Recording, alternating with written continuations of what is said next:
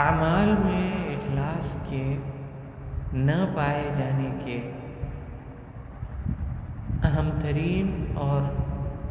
عظیم ترین اسباب میں سے ایک سبب دنیا کی طلب اور حرص اور لوگوں کی مدح و ثنا خوانی کی چاہت ہے۔ علامہ ابن قیم رحمۃ اللہ علیہ فرماتے ہیں کہ دل میں اخلاص اور دوسروں کی مدح اور تعریف کی چاہت اور لوگوں کے پاس موجود مال و متاع کی حرص،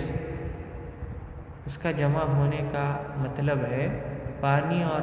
آگ کا جمع ہونا اور گوہ اور مچھلی کا ایک ساتھ جمع ہونا۔ اور علامہ ابن قیم رحمۃ اللہ علیہ مزید فرماتے ہیں کہ جب تمہارا دل تمہیں اخلاص کی طلب پر آمادہ کرے تو اولاً تو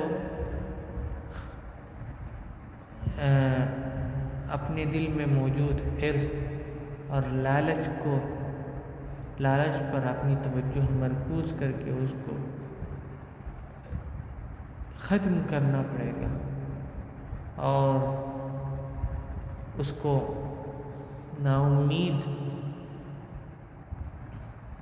ناامیدی کی چھری سے ذبح کرنا پڑے گا اور پھر لوگوں کی مدح اور ثنا خوانی پر توجہ مرکوز کرتے ہوئے اس کو آخرت کے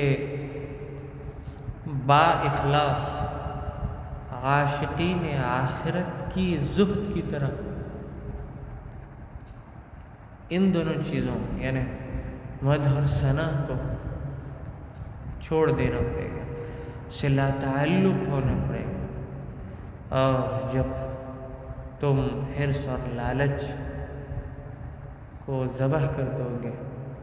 اور لوگوں کی مدح و ثنا خوانی سے بے رغبت ہو جاؤ گے تو اخلاص کا حصول تمہارے لیے آسان ہو جائے گا۔